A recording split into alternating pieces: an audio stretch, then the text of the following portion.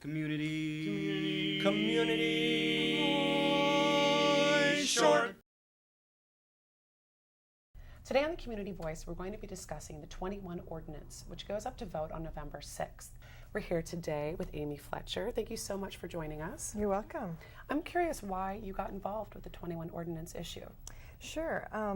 I'm a local community member. I work at the University of Iowa, Health Iowa, which is part of Student Health Service, and part of our mission is the health and well-being of students. So I know a lot about this issue from a professional standpoint, but I also have some personal reasons for being involved in this issue. I have two young sons, age 9 and 6, and I'm just thinking about the community that I want them to grow up in. And I think Iowa City is a great place to raise a family. And I'm also thinking about, however, there's certain pressures that kind of trickle down from the college students to even in high school. And so I'm thinking about the environment that I want them to be a part of as they're growing up. I'm wondering how you think the 21 ordinance would affect Iowa City as a community. Sure. The primary reason why we're focusing on this particular issue is because of the high-risk drinking that goes on among college students in Iowa City. And we've collected a lot of data at Student Health Service, and we know that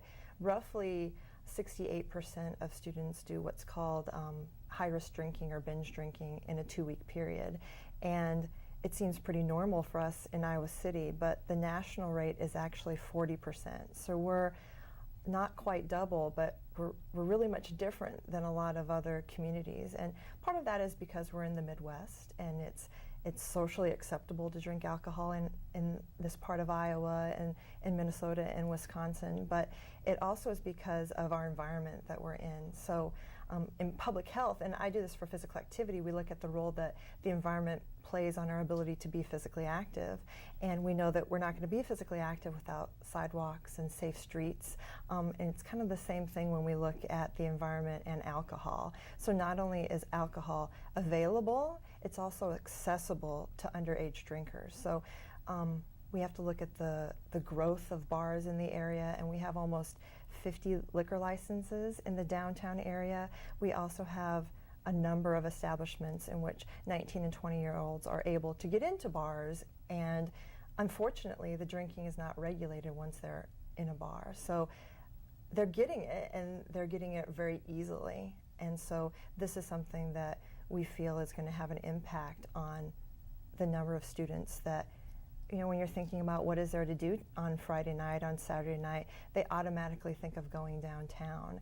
And we're going to make it, this ordinance would make it a little bit harder and have students take advantage of some of the other opportunities that are available for social opportunities for them. And I imagine working with the university that you're very aware of the Campus Activities Board and other activities, clubs, organizations Sure. that the university offers. And I understand they're very well utilized, but that they are able to accommodate even more students. And I think students are hungry for other things to do. It's just that kind of right now in our cultural environment, I don't want to say it's the only thing to do, but when 70% of students are doing that behavior, it's kind of hard to look for alternatives that are socially acceptable, that you're not going to be saying, oh, looked at as upon somebody who's not typical or not normal by not going with what the behavior is of everyone else. Sure.